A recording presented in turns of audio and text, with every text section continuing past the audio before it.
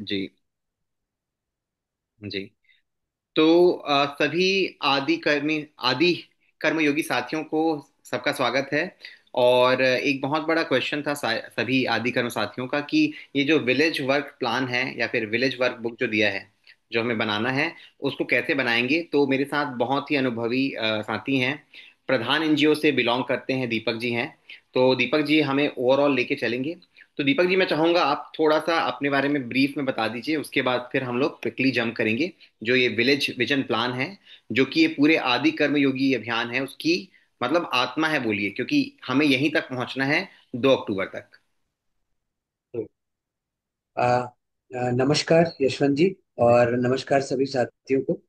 तो मेरा नाम दीपक सिंह है। और मैं अभी मेरी संस्था जो है उसका नाम प्रदान है। प्रदान संस्था पिछले 43 सालों से जो ग्रामीण विकास है और इसके साथ साथ महिला उत्थान के लिए काफी काम कर रही है। तो ये जो आज हम जो चर्चा करने वाले हैं वो आदि कर्म, जैसे यशवंत जी ने कहा कि आदि कर्म योगी अभियान की ये आत्मा है और विलेज एक्शन प्लान है। तो इसके ऊपर हम लोग चर्चा करेंगे, इसके जो चरण है उसकी पर बात करेंगे। और ये इसमें क्या हमारी अपेक्षाएं हैं, यानी विलेज एक्शन प्लान में क्या अपेक्षाएं की गई हैं और किन से अपेक्षाएं की गई हैं उनके ऊपर भी हम बातचीत करें। जी। जी। तो साथियों, तो ये वर्कशॉप आप लोग को बांट दी जैसे कि गई होगी, पहले। तो आप लोग के पास होगा ही। और दीपक जी इसके सॉफ्ट कॉपी के साथ आपको लेके चलेंगे। तो जिनको नहीं मिला है वो बताएंगे, है ना। या तो अपने जो आदि कर्मयोगी साथी हैं उनसे मांग सकते हैं। अदरवाइज ये जो बुकलेट है, उसकी हार्ड कॉपी आप लोग को डिस्ट्रीब्यूट की गई थी आखिरी दिन, जो हमारा डीपीएल था उसके आखिरी दिन। जी। धन्यवाद यशवंत जी। तो जैसा कि पहले ही पेज में ये लिखा हुआ है कि ये जो ब्लॉक टीम है और नागरिक समाज संगठन यानी एनजीओ के लिए एक कार्य पुस्तिका है। जी। तो उनकी भूमिका एज अ फैसिलिटेटर होगी, या उसको हिंदी में कहें तो सहजकर्ता के रूप में होगी। जी। और जो इसे बनाने के लिए जिसका दायित्व दिया गया है वो तो आदि साथियों का ही जिक्र है इसमें। जी। यानी गांव में जो मौजूद पूरा एक कैडर होगा, जी। उसकी बात की गई है कि वो बनाएंगे। और बाकी जो बीडीओस हैं, ब्लॉक टीम है, और इसके अलावा जो हमारे नागरिक समाज संगठन या सीएसओस हैं वो सहजकर्ता की भूमिका में। जी। तो ये जो पूरा अभियान है आदि कर्मयोगी अभियान, जी। दरअसल इस अभियान का एक बड़ा लक्ष्य ये भी है कि 2030 तक के लिए हम एक विजन डॉक्यूमेंट तैयार करें हर विलेज के लिए। जी। और ये जो ग्राम कार्य पुस्तिका है जी। वो इसी का जिक्र करती है कि अगले 5 साल के लिए ग्रामीणों का एक पूरा क्या विजन होगा अपने गांव के लिए। और उसे नाम दिया गया है अपना गांव समृद्धि का सपना। तो राइट। अपने गांव को एक समृद्ध गांव के रूप में हम कैसे देखते हैं, ये पूरा जो ग्राम कार्य पुस्तिका है उसी का जिक्र करती है। जी। तो पहले पेज मतलब शुरुआत में विषय वस्तु दी गई है कि इसका ओवरऑल क्या कॉन्टेक्स्ट है। जी।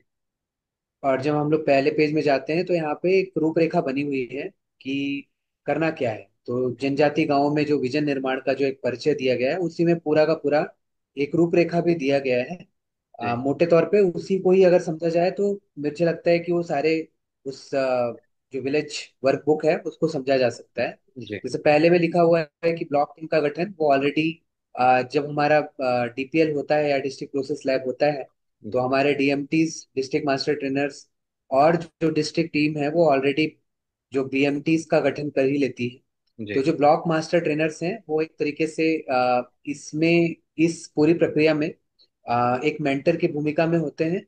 जी। और क्योंकि इसमें सीएसओ को शामिल करने की बात इसलिए भी कही गई है क्योंकि उनका एक तो एज अ सुविधा प्रदाता उनका एक काफी एक्सपीरियंस है कि गाँव में आ, एक सुविधा प्रदाता की का क्या रोल होता है। और जी। दूसरी बात, समुदायों के बीच में उनका जो प्रेजेंस है, जो उनकी उपस्थिति है, जी। वो उनको इनेबल और मतलब इनेबल बनाती है कि हम समुदायों को इकट्ठा कर सकें, उन्हें ये सारी चीजें समझा सकें कि ये जो विजन डॉक्यूमेंट है वो क्यों बनाया जा रहा है, इसका इसकी पूरी प्रक्रिया क्या होगी और आने वाले समय में इसका क्या महत्व होगा, इसकी क्या प्रासंगिकता होगी। जी। तो पूरा जो इसी बात पे चर्चा की गई है। तो पहले जो ब्लॉक टीम का गठन है वो ऑलरेडी हो ही जाता है। राइट, हो इसके चुका है। बाद जो गांव की जो रोस्टर है, जी। मुझे लगता है कि गांव का रोस्टर जो है वो बीपीएल के दौरान बनना चाहिए। राइट। तो हमने अभी तक जो भी देखा है ब्लॉक प्रोसेस लैब में, जी। आखिरी का जो दिन होता है जी। एक्शन प्लान के टाइम में, क्योंकि जब उसमें कार्य योजना बनाने की बात होती है, एक्शन प्लान बनाने की होती है, तो गांव के दौरे के लिए रोस्टर भी तैयार होता है।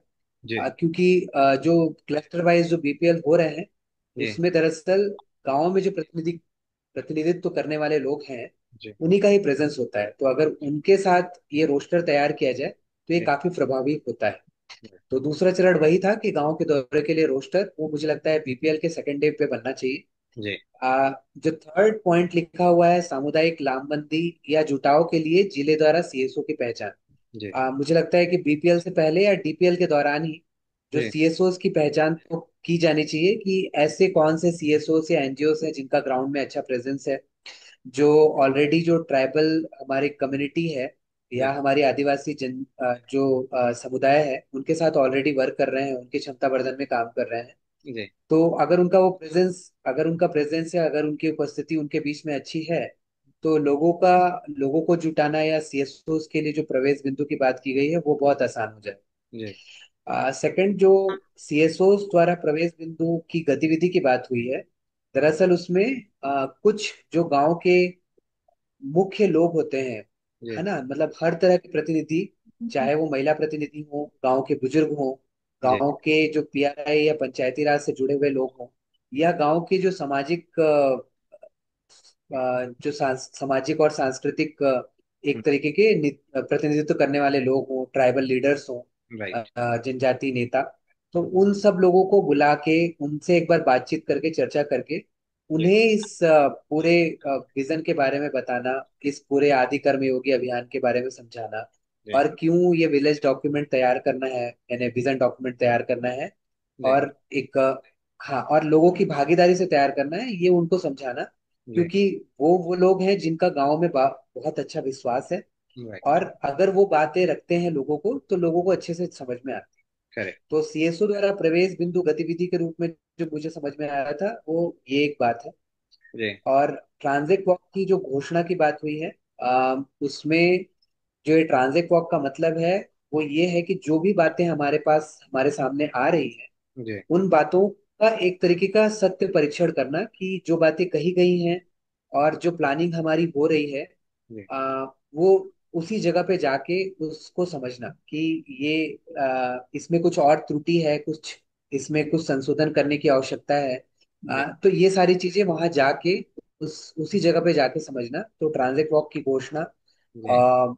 मतलब उस समय ये बताना कि हम कब जाएंगे, कौन से जगह पे ये चीजें देखेंगे, और इस दौरान भागीदारी की बात है तो इस दौरान बातें भी होनी है लोगों के साथ, और जी। लोगों के द्वारा ही समझना है इस चीज को। राइट। फिर ये पूरा जो प्रारूप है, ये जो मोटा मोटा हम पहले समझ रहे हैं जी। कि जो है ना, जो फ्लो चार्ट है या प्रवाह चार्ट लिखा हुआ है यहाँ पे, जी। तो जी। फ्लो चार्ट के माध्यम से हम मोटा मोटा समझ रहे हैं कि हमारा क्या स्टेप्स होंगे, और फिर हम लोग थोड़ा डिटेल में भी देख लेंगे। जी। जी। इसके बाद इस पूरे विलेज जो वर्कबुक में कुछ प्रारूप की भी चर्चा की गई है। हालांकि आखिरी पेज में ये क्लियर कर दिया गया है कि ये प्रारूप जी। कोई ऐसा नहीं है कि ये लकीर की फकीर है। जी। इस प्रारूप में अगर कोई संशोधन करना चाहे तो बिल्कुल कर सकता हम है। करते हैं। जी। मोटे मोटे तौर पे कुछ आंकड़ों की बात की गई है जो बहुत जरूरी होते हैं, जी। और इसके साथ साथ अलग अलग पहलुओं पे डाटा इकट्ठा करना, आंकड़े इकट्ठा करने की बात की गई है। जी। फिर संसाधन मानचित्रण, और इसके साथ साथ सामाजिक मानचित्रण, जी। ये सब की बात है। जो ये प्रक्रिया इसलिए है कि इसके माध्यम से गांव में बात करना काफी आसान हो जाता है। जी। शब्दों का ज्यादा प्रयोग लोगों के लिए थोड़ा कठिन होता है, कभी जी। कभी भाषा भी हमारे लिए दिक्कत बनती है। जी। लेकिन अगर हम मानचित्रों का प्रयोग कर रहे हैं, यानी उन्हीं के साथ मिलके संसाधन मानचित्र बनाना, सामाजिक मानचित्र बनाना, अगर ये सब होता है, जी। तो ये चीजें मतलब प्लानिंग के टाइम में, योजना बनाने के टाइम में जन भागीदारी को बढ़ावा देती है। जी। जी। और फिर उनसे ये बात करना कि आज की वस्तु स्थिति ये है, गांव की आज की वर्तमान स्थिति ये है। तो हम अगर अगले 5 साल की बात करें तो आप अपने गांव को कैसा देखना चाहते हैं, आपका एक, अगर बोला जाए कि आपको एक समृद्ध गांव के पिक्चर बनानी है, तो जी। आप उसे कैसे देखें। और उन्हीं के साथ फिर विजन निर्माण का एक पूरा काम करना। और फिर ये जो विजन निर्माण की सारी चीजें हैं उनको सारणीबद्ध करना, उसकी प्राथमिकता निर्धारित करना, क्योंकि हर साल कुछ कुछ चीजों के ऊपर फोकस करना होगा, और जी कुछ चीजें ऐसी रह जाएंगी जिससे अगले साल टैकल करना होगा, उनके जी ऊपर काम करना होगा। तो प्राथमिकता के बिंदु निर्धारित करना और उसे सारणीबद्ध करना, ये एक आखिरी चरण है। जी। तो इसमें ये पूरा जो एक फ्लो चार्ट था, अगर हम इसे बारी बारी से कुछ कुछ थोड़ा सा डिटेल पे देखेंगे। राइट। तो पहले सीएसओस के बारे में बताया गया है कि सीएसओस क्या है और जी। उनकी भूमिका क्या हो, है हम्म। ना। जी तो सीएसओस की भूमिका जैसे साफ साफ लिखा हुआ है, एक सुविधा प्रदाता के रूप में है, जी एक फैसिलिटेटर के तौर पे है, जी जो समुदाय और जो बाहरी जो लोग हैं या बाहरी संसाधन है, जी उनके बीच में गैप को फुलफिल करने का काम करेंगे, है ना। जी हम मतलब बारी बारी से उसके हर पहलू को टच करेंगे। जी। बहुत ज्यादा डिटेल में बात करना शायद संभव ना हो और उसकी शायद आवश्यकता भी ना हो। हाँ, मतलब ब्रीफ में सर तो समझ जाएंगे लोग। जी जी, बिल्कुल। जी फिर यहाँ पे ब्लॉक स्तरीय टीम के बारे में थोड़ा सा बात किया गया है कि वो ब्लॉक स्तरीय टीम कौन होंगे। तो जी यहाँ पे जो हमारे बीडीओस और कलेक्टर के द्वारा गठित ब्लॉक स्तरीय टीमों की बात की गई है, वो जी। दरअसल हमारे बीएमटीज तो हैं ही उसमें। राइट। इसके अलावा भी अगर कोई लोग उसमें शामिल होना चाहते हैं तो बिल्कुल वो मिलके एक ब्लॉक स्तरीय टीम बन सकती हैं, जो विजिट करेंगे, जो विलेजेस का विजिट भी करेंगी। जी और एक तरह से वो मेंटर की भूमिका निभाएंगी। वो विजन निर्माण जो भी होगा वहां पे गांव में, जी। उसमें मार्गदर्शन करेंगी। और आने वाले टाइम में पर्यवेक्षक की भूमिका भी निभाएंगे, क्योंकि इसमें मॉनिटरिंग का भी एक पार्ट है ओके। कि हम आगे देखेंगे कि पीआरजीजी, बीआरजीजी या हाँ। डीआरजीजी, ये करेक्ट। जो अलग अलग स्ट्रक्चर्स हैं, है ना। जी तो जी इसके बारे में भी जिक्र होगा। तो इनकी एक पर्यवेक्षक की भूमिका भी होगी। जी जी और ग्राम स्तरीय टीमों की जब बात कर रहे हैं तो दरअसल हम जो आदि साथी की बात है उनकी हम्म। बात हो रही है, जिसमें जनजातीय नेता, गांव के प्रतिनिधि, गांव के बुजुर्ग, महिला प्रतिनिधि, ये सारे लोगों को शामिल किया जाएगा। जी जी। ये तो इसे बार बार पीआरए एक्टिविटी की बात होगी। पीआरए का मतलब होता है पार्टिसिपेटरी रूरल अप्रेजल, जी। और हिंदी में इसे ग्रामीण भागीदारी ग्रामीण मूल्यांकन या ग्रामीण भागीदारी मूल्यांकन कहा जाता है। अच्छा। सीधा सीधा इसका अर्थ ये है जी कि जो भी प्रक्रिया हम अपना रहे हैं, चाहे वो आंकड़े इकट्ठा करने की हो या योजना बनाने की, उसमें सामुदायिक भागीदारी को कैसे बढ़ावा दिया जा सकता है। तो जी पीआरए का अर्थ एक तरीके से यही है। जी। जी।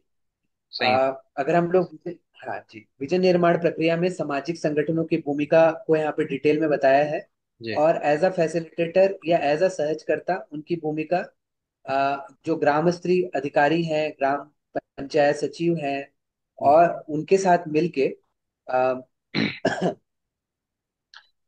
आदि कर्म योगी जो अभियान है उसके प्रति जागरूकता पैदा करना। जी। और साथ ही साथ जो हर गतिविधि होगी उसके लिए एक तरीके की प्लानिंग बनाना।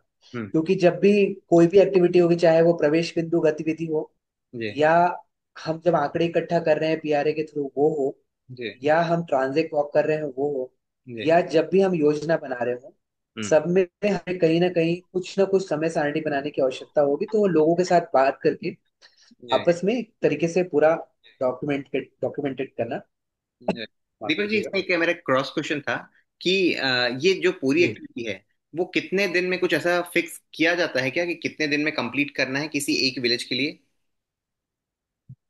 देखिए, इसमें कोई फिक्स डेट तो नहीं है। मतलब दरअसल अगर मैं सही बात कहूँ तो जी इस प्रक्रिया में थोड़ा समय लगता है, क्योंकि जी। आप एक बार अगर गांव में विजिट करते हैं तो उससे ये सारा काम पूरा नहीं होता नहीं है। होता। जी जी अगर ये विजन डॉक्यूमेंट, हाँ, बहुत सही तरीके से अगर बनना है तो उसमें मुझे लगता है कि 1 हफ्ते से 10 दिन का समय एक गांव में लगना है।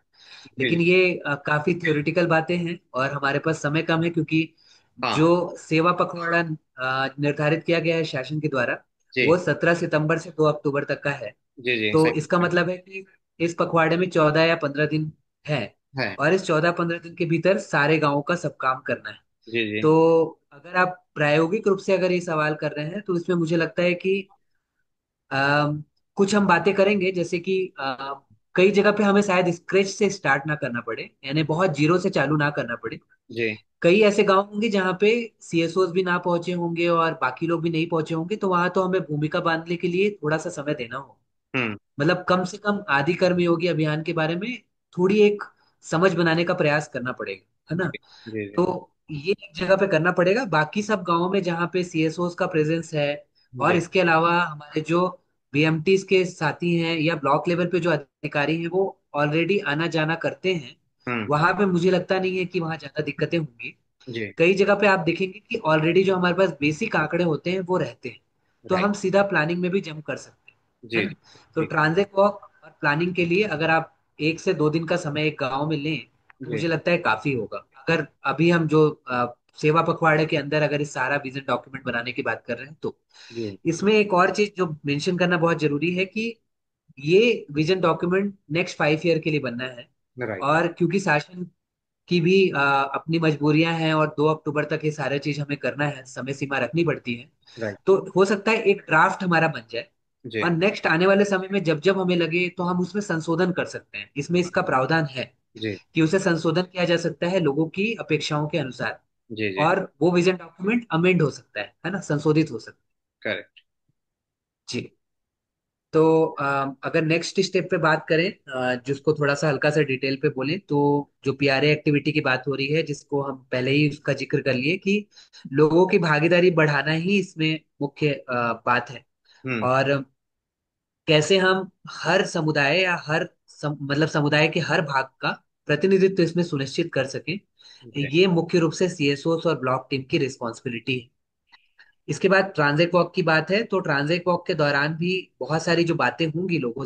लोगों से बातचीत करते करते हम उसमें निर्धारित करेंगे क्या होना है क्या नहीं होना है। वो सबको भी पीआरए एक्टिविटी के थ्रू ही रखा जाएगा। जी। तो पीआरए के बाद की जो गतिविधि है, ये है कि जो भी हमने ट्रांजिट वॉक किया है इसके साथ साथ जो भी उनसे बातचीत की है गांव से, उन जी। आंकड़ों को कैसे समेकित किया जाए, उन आंकड़ों को इकट्ठा करके कैसे एक पिक्चर क्रिएट की जाए, है हम्म। ना, ताकि वो एक टिकाऊ प्रोग्राम बनाया जा सके उसमें। जी। और जी।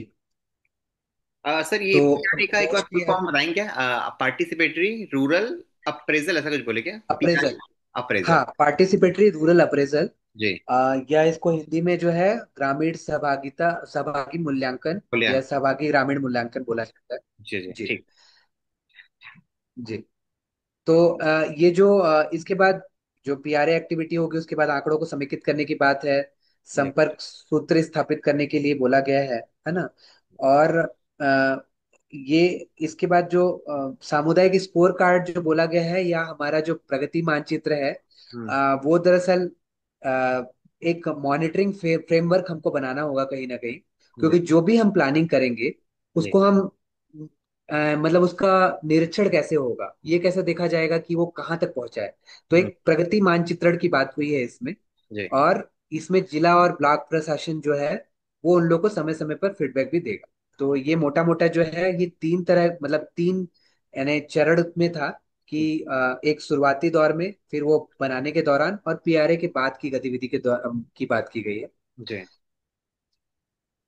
और इसमें जो मुख्य रूप से जो फोकस है जो ना यहाँ पे लिखा हुआ है, सामुदायिक भागीदारी के माध्यम से जनजातीय गांवों में विजन निर्माण की प्रक्रिया, जी। वो दरअसल इसमें साफ साफ बहुत स्पष्ट रूप से कहा गया है कि हम सारे लोग जो भी वहां पे मौजूद हैं वो स्टेक होल्डर की भूमिका में है, हितधारक की भूमिका में है। जी। तो किस तरीके से ये सुनिश्चित कर सकें कि गांव का विजन प्लान गांव के द्वारा ही तय हो, ये हम्म। सारी की सारी प्रक्रिया बॉटम टू अप हो, ना जी। कि अप टू बॉटम। बटन। ऐसा ना हो कि जो ब्लॉक टीम है या सीएसओस हैं वो उनके विजन डॉक्यूमेंट को बनाने लगे, हम्म। हम उनके विजन को समेकित करने में काम करें। यानी जो भी वो अपने गांव के लिए एक विजुअलाइज कर रहे हैं अपने गांव को एक समृद्ध गांव के रूप में, जी उनको कैसे हम एक सही तरीके से उसकी पिक्चराइजेशन कर सकते हैं, एक तरीके से उसका दस्तावेजीकरण कर सकते हैं। जी।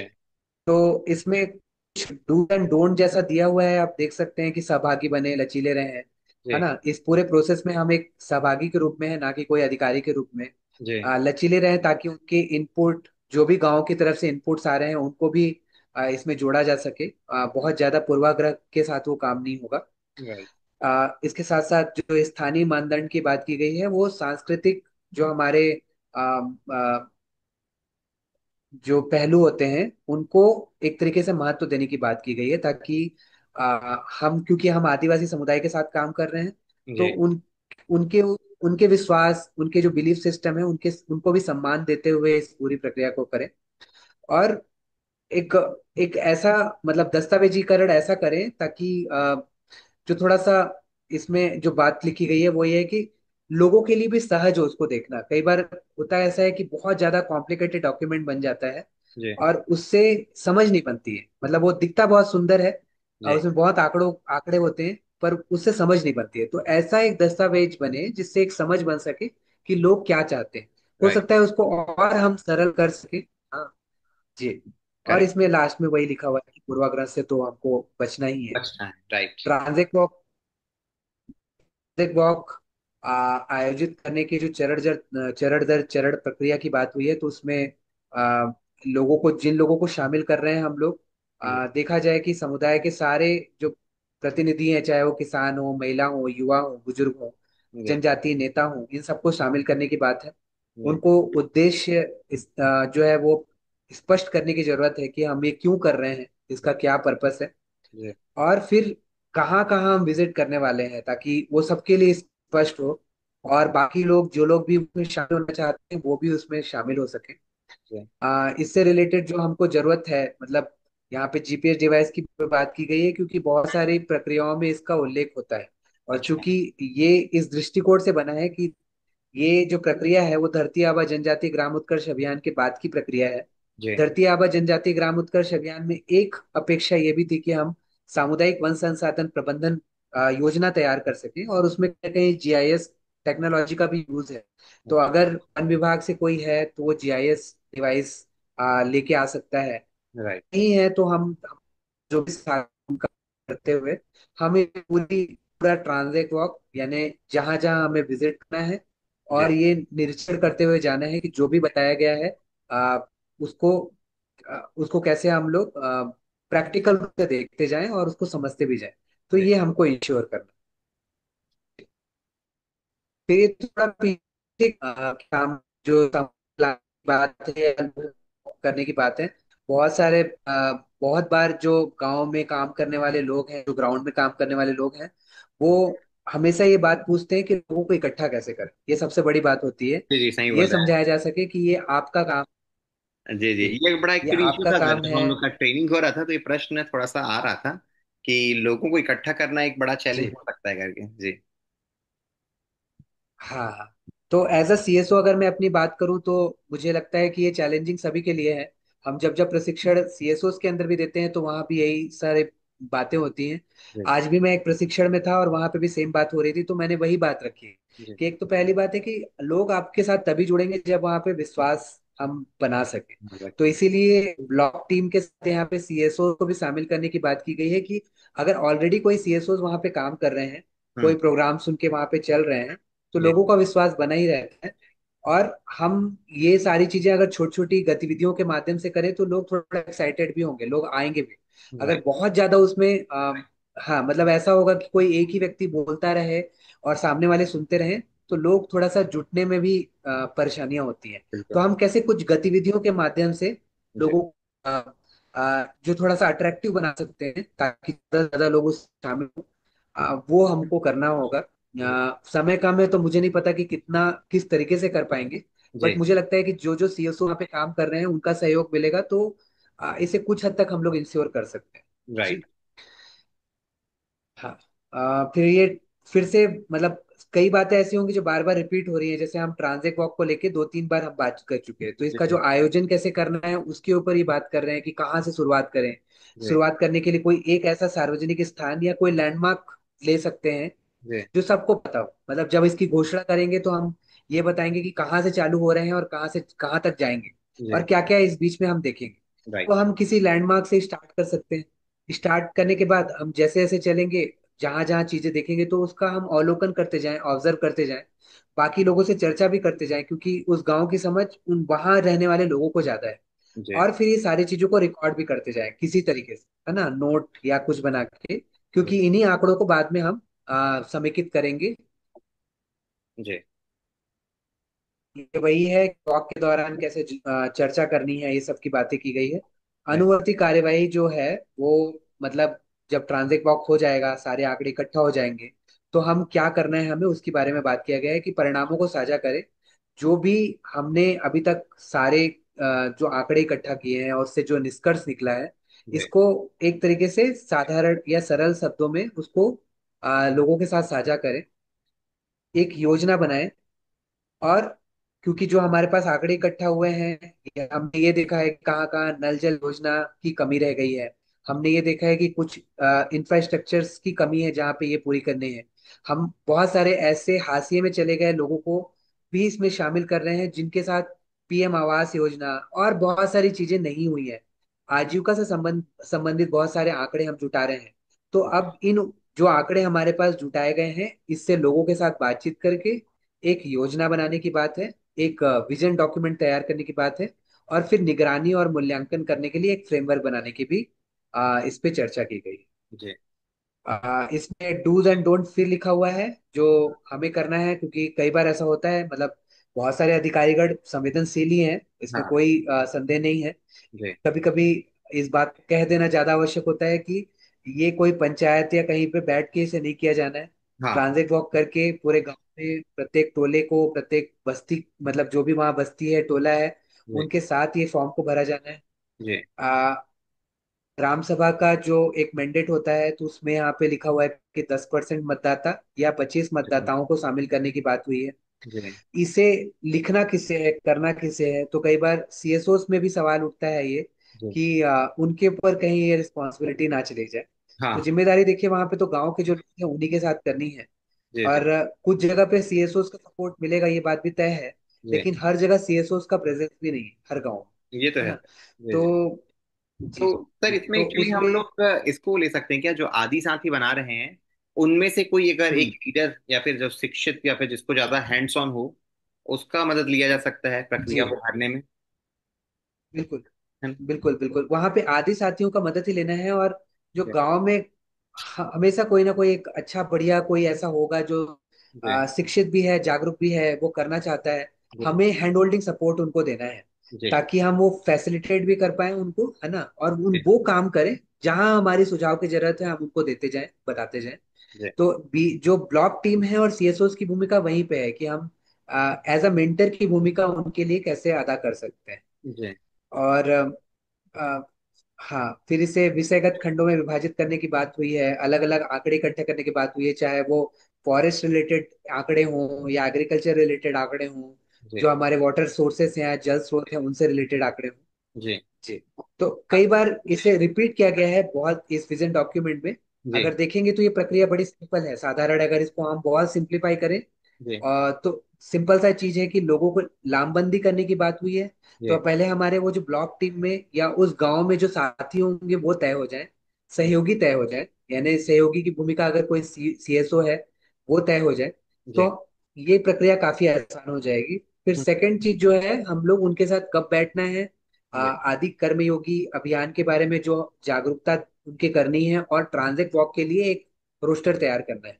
जी। तो मेरा सुझाव ये है कि ब्लॉक लेवल जो प्रोसेस लैब होगा, बीपीएल होगा, जी। उसके बाद जब हम ये रोस्टर प्लान करेंगे, तो वहां पे हम लोग एक दिन वो विलेज का जो विजिट करना है, और उसमें जो ट्रांजिट वॉक के लिए कौन सा दिन निर्धारित हो रहा है, गांव वालों के साथ बातचीत करके जी। वो एक दिन करना होगा। तो मेरे ख्याल से 2 दिन का समय कम से कम लगेगा किसी एक गांव में। ब्रांच। पहले एक दिन शायद जिसमें, हाँ, जिसमें वो सारी चीजें, जो जन जागरूकता की बात है, लामबंदी की बात है, जी। और ट्रांजिट वॉक या बाकी जो प्लानिंग प्रोसेस है, उसके लिए समय निर्धारित करने की बात है। जी। और फिर जो समय निर्धारित हुआ है उसके अनुसार हम लोग दूसरे दिन विजिट करके वो पूरा ट्रांजिट वॉक करके उन आंकड़ों को इकट्ठा करके लोगों के साथ बातचीत करके कि प्लानिंग में क्या होना चाहिए, उसको शामिल करते हुए पूरी प्रक्रिया को उस दूसरे दिन निपटा सकते हैं। कहा जा सकता है इसको इस तरीके से। जी। जी। फिर ये प्रारूप है, जो अगर आप नेक्स्ट देखेंगे तो ये प्रारूप है। और इस पहले प्रारूप में बहुत बेसिक आंकड़ों की बात की गई है।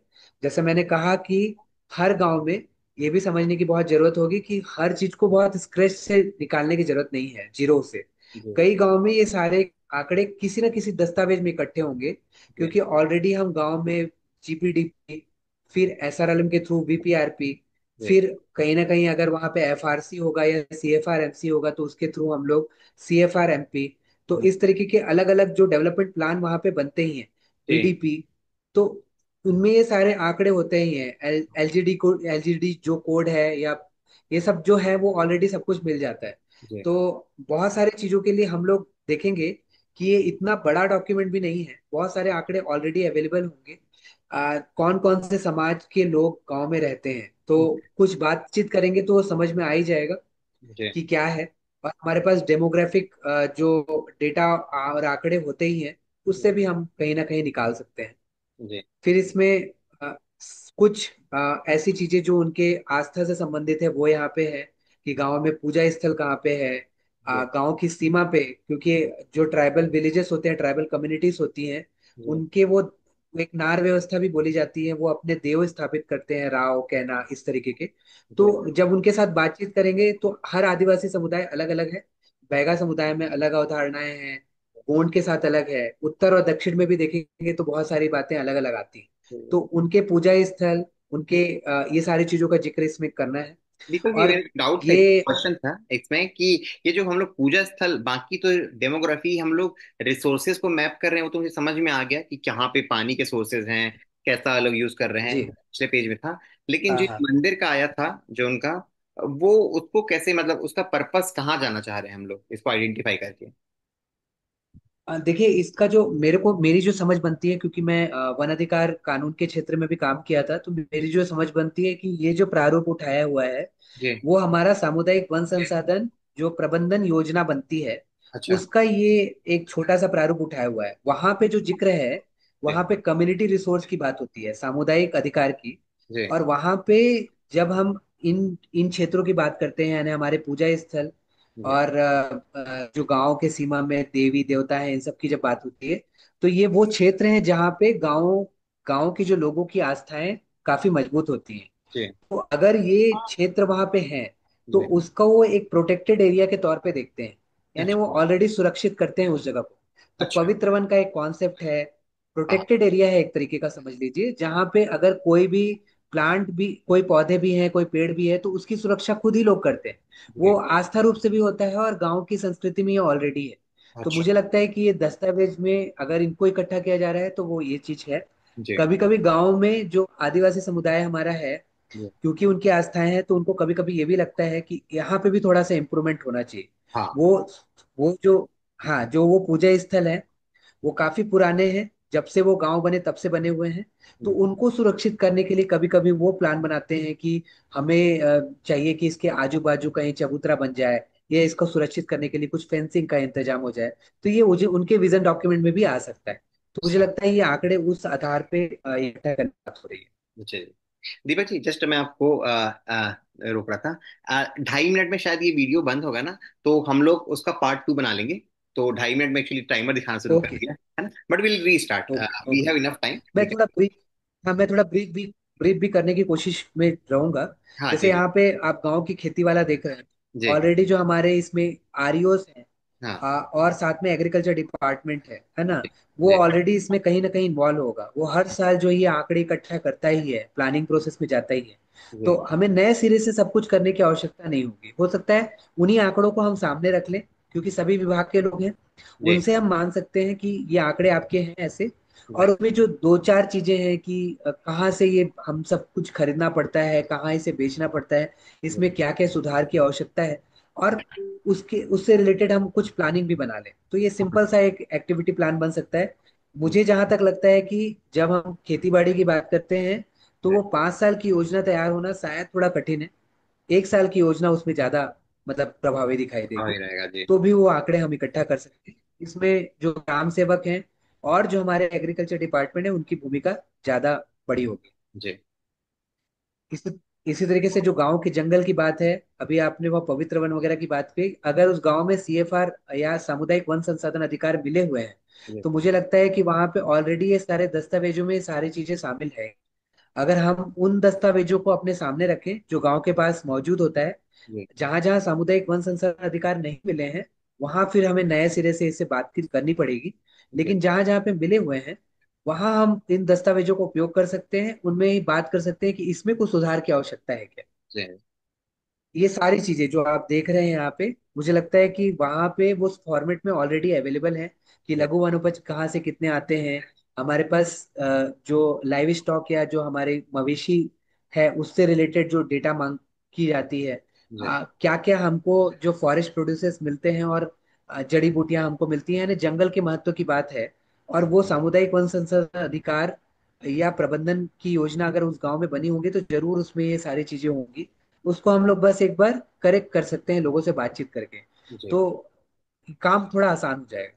अच्छा। तो जैसे अभी एग्रीकल्चर वाले में फॉर्मेट में वहाँ एग्रीकल्चर डिपार्टमेंट और ग्राम सेवक की भूमिका महत्वपूर्ण थी। मुझे लगता है यहाँ पे जो भी बीट गार्ड होंगे